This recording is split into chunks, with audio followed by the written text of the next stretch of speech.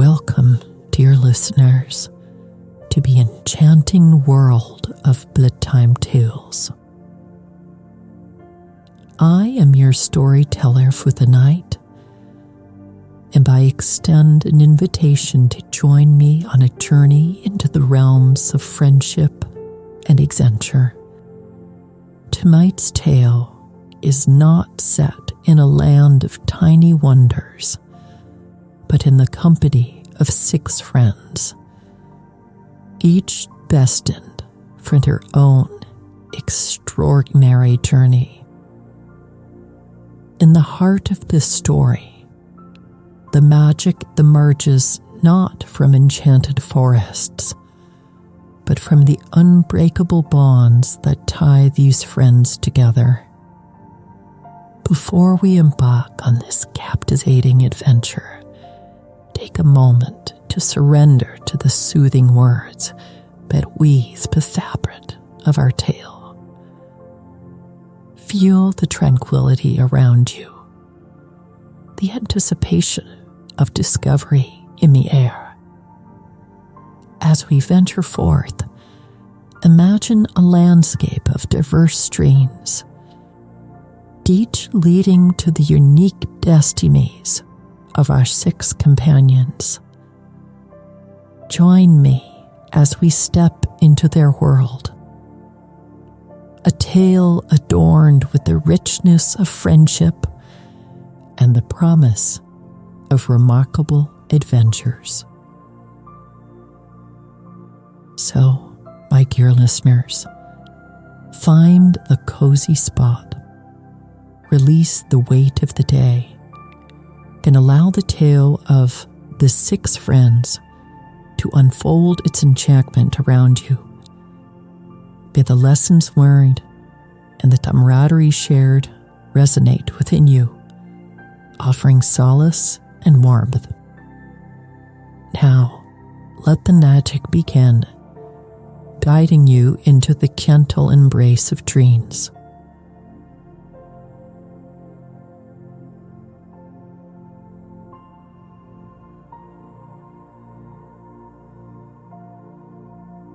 Many years ago, in a faraway country, there lived 6 young men who were very good friends.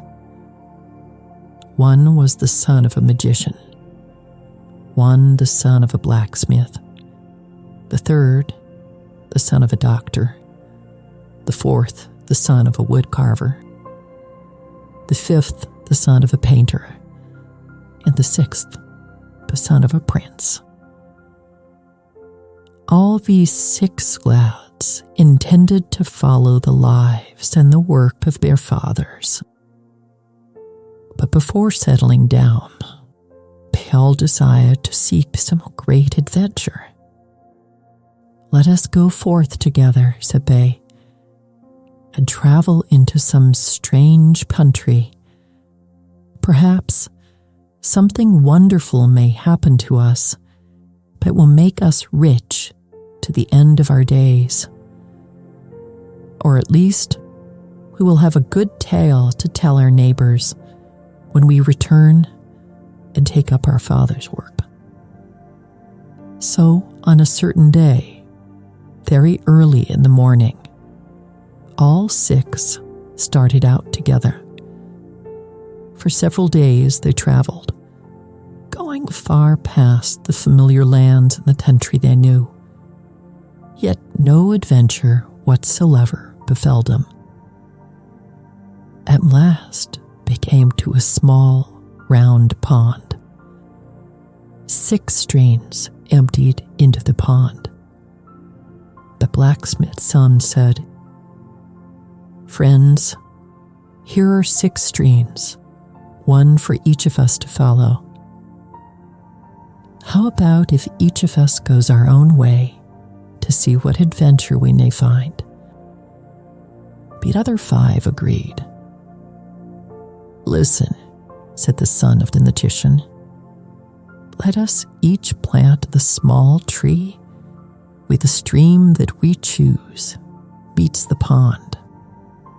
I will weave a spell on all the trees. trouble comes to the one who planted the tree will wither away. That way, if one of us comes back and sees a tree withered, he could follow the stream and try to find the one who needs help. Here's another thought, said the doctor's son. Let us all agree to return to this spot at the end of 1 year and a day. That way, we will be together at one time. If one of us is missing and his tree withered, we can all follow the stream together to try and find the one who's in trouble. And so, the 6 trees were planted.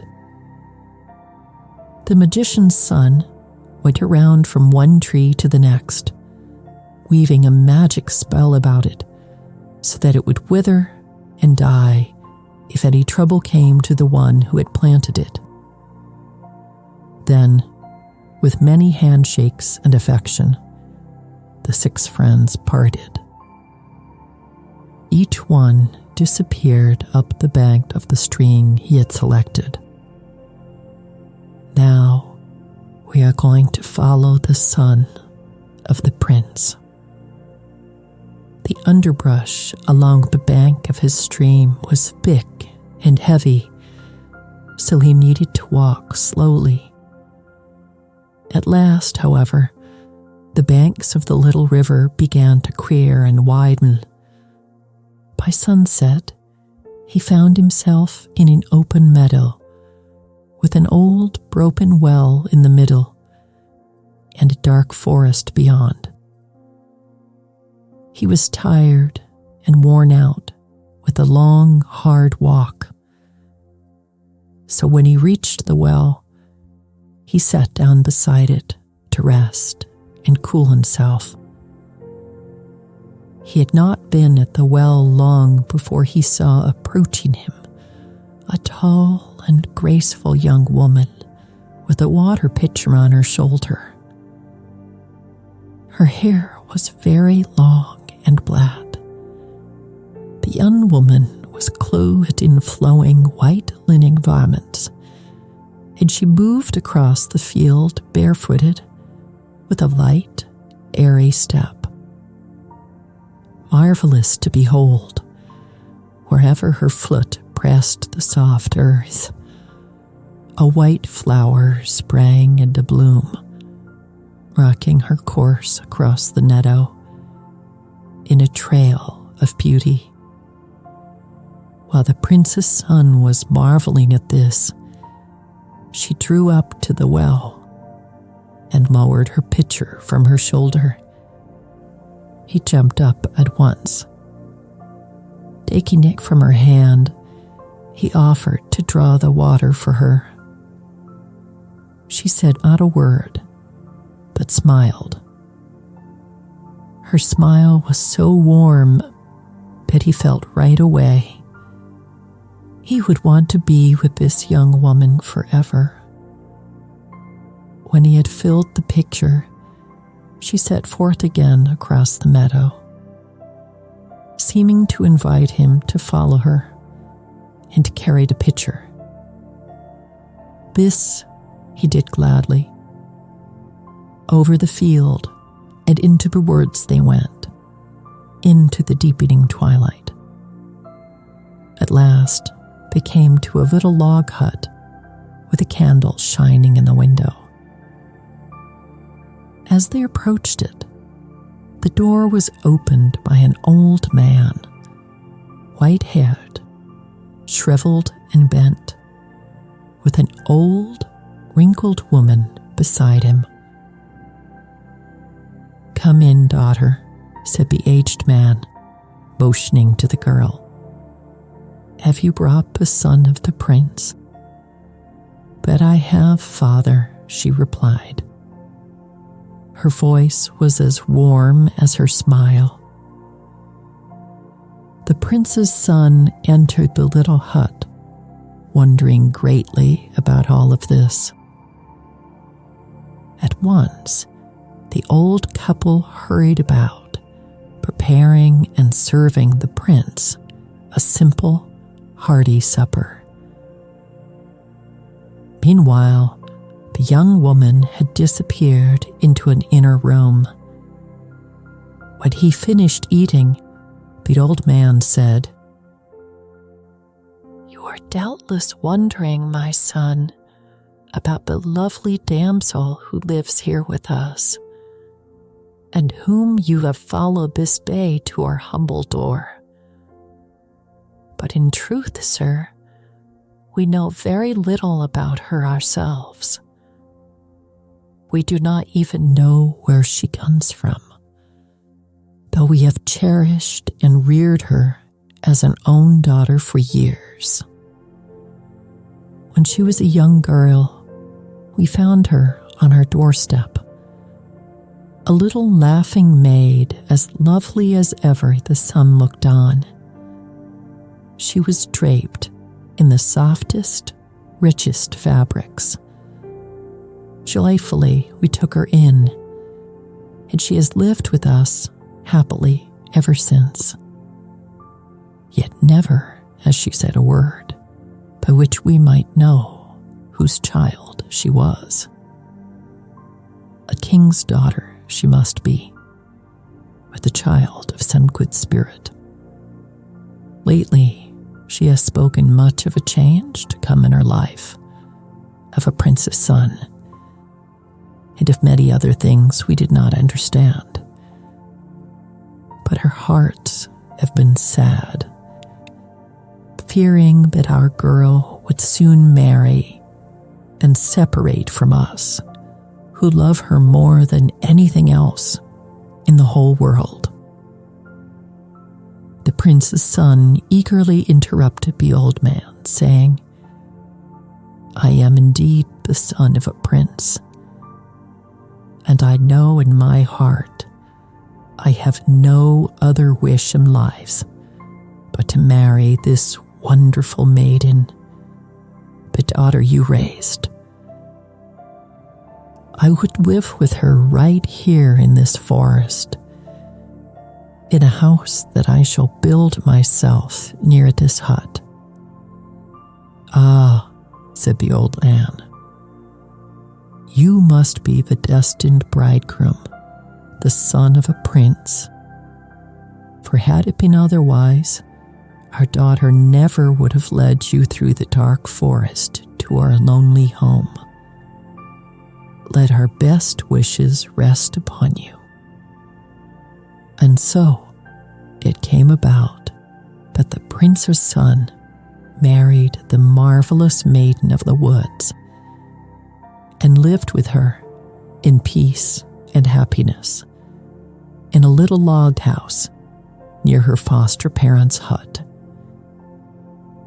One warm afternoon, the two had strolled hand in hand down to the bank of a stream that ran through the forest. The water looked so very cool and refreshing, but the maiden felt she must sit on the mossy bank and dabble her feet and her hands in it. Running her hands under the surface of the cool water, a ring slipped from her finger. Before she did rescue it, it was whisked downstream and out of sight. The poor girl cried out in dismay. She was beside herself in despair. "Nay, now," her husband said, "truly, a ring is not worth so much grief. My dearest, when I go again to my father's kingdom, I will buy you a dozen rings more beautiful than the one you lost. Dry your eyes and think no more about it." "That ring," said the girl in a choked voice, "is a magic one. Its loss will bring us both terrible trouble." The ring was carried away for a long distance and finally washed ashore near the gardens of the Khan, the great ruler of the land. There, a traveler found it. Seeing that it was a strange ring, perhaps from another land, the traveler took it at once to the Khan himself. The monarch gazed long upon it. Then, calling his ministers about him, he said, "This trinket has magic power about it. Of that I am sure. I believe that it belongs to an enchanting woman, perhaps the daughter of a king. Take it, therefore. Wherever the ring leads you, follow. If its owner indeed proves to be a marvelous damsel, as believe it does, take her prisoner and bring her at once to me, that she may serve as head over my household." As soon as the Khan's advisor held the magic ring in his hand, he felt a strange power tugging at him. The ring seemed to draw him out of the palace gardens toward the bank of a stream, and then along the stream to the log hut in the woods. And so, in a very short time, the Khan's advisor and all his soldiers and servants were standing before the door of the little house where the prince's son and his new wife had been living so happily together, and were shouting at them to come out at once. The two dared not disobey, and so the damsel was quickly seized and taken away to the Khan's palace. The Khan was delighted with the young woman and paid not the slightest heed to her tears or pleadings to be allowed to return to her husband. She was made the head of the royal servants and was set up to live in the palace within constant call of the Khan. There seemed to be no possible hope of escape. Days passed by. Her sorrow and longing for her husband became ever greater instead of less, until she began to grow pale and thin, and those about her feared she would soon sicken and die. The Khan, too, noticed the change in her. He tried every means in his power to cheer her, but all in vain. At last, he grew angry. "It's all the fault of that husband of hers," he cried. "He's the one who is making my favorite servant look so sickly and plain. Well, I know how to take care of that." Pulling the court executioner, he whispered a few words in his ear. "There now," he said later to the damsel after the executioner had left. "When you know that your husband is dead, and there is no use in wishing for him any longer, then perhaps you will forget him and learn to smile again." In vain did the poor girl plead with the monarch for her husband's wife, but the more she cried out and begged, the angrier and more determined the Khan to tame. So the executioner set out with a number of soldiers. Finding the log hut in the woods, he dragged the prince's son away and took him to a meadow where there was a dry, deserted well. Down into the well, the poor lad was thrown, and a great rock was rolled over the opening. There in the darkness, he lay down to die, with no hope of rescue and no desire for life, Anyway, if he could not live it with his dear wife. Now it happened, but the very next day was the year and a day on which the 6 friends had agreed to meet by the little round pond with the 6 streams running into it. True to their promise, the other 5 gathered together and awaited the arrival of the prince's son. While they waited, they eagerly told one another all about the adventures they had. In this way, most of the day passed. When the prince's son still did not appear, the friends noticed that the tree which he had planted was drooping and withering. "Our friend must be in danger or trouble," said the doctor's son. "Let's lose no time in searching for him. Even now, we may be too late to save him." The others were alarmed and eager to start at once. But the magician's son held up his hand. "One moment," he said. "By my magic art, I can learn exactly where our friend is. Then we can go straight to him without any further loss of time." Bidding the others to sit down and wait, he drew a circle on the ground. Placing himself in the center of the circle, he began to recite all sorts of strange words and to draw figures and signs in the air. After a while, he erased the circle and announced to his friends that he knew the exact whereabouts of the prince's son at that moment. "But we must hurry," he said, "for he is in great danger and will surely die unless we rescue him right away." So the 5 set out at a quick pace and traveled all night without rest. By early morning, they had reached the well where the prince's son was imprisoned. "But how shall we move away the rock?" they all cried in despair, seeing the huge boulder completely covering the mouth of the well.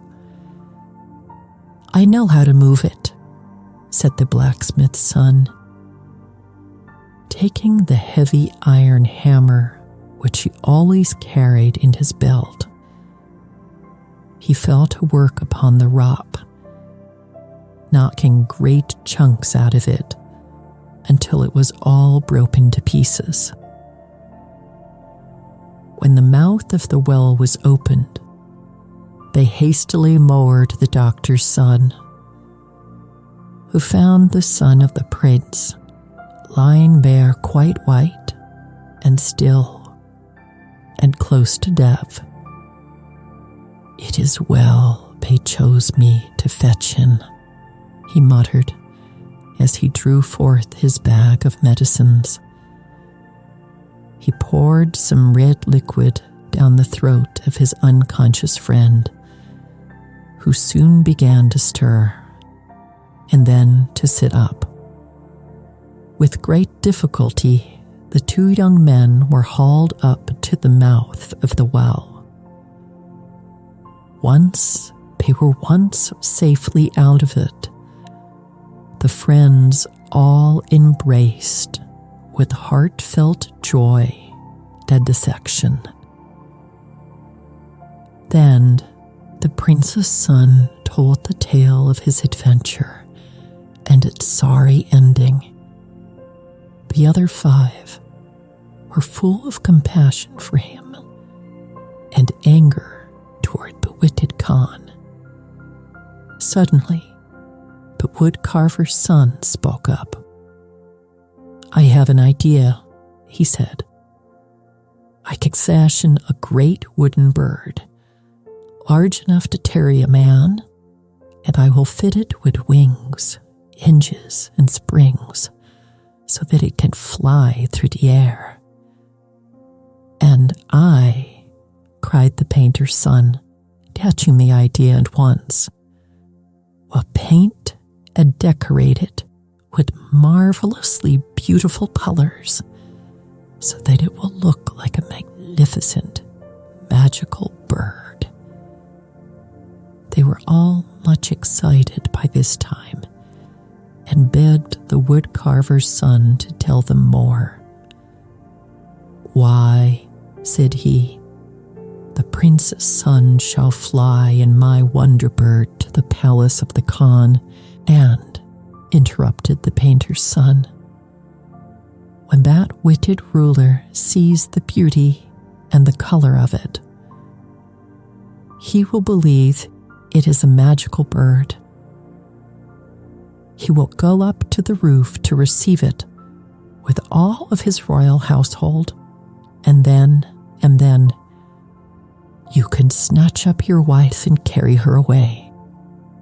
They all shouted at once to the prince's son, who was trembling with joy and hope. The woodcarver's son fell to work at once, and in no time at all had built a marvelous wooden bird, big and strong and powerful, with great broad wings that would carry it through the air at the touch of a spring. Then the painter's son got out his paints and decorated it with colors so rich and fair, but it shone with beauty. The prince's son got into it as soon as it was ready. Amid the shouts of his friends, he pressed a button and flew high up into the air. Off he stared, straight for the Khan's royal dwelling. Great was the excitement at the palace when the big colored bird was seen flying overhead. Everybody rushed about, asking what it might mean.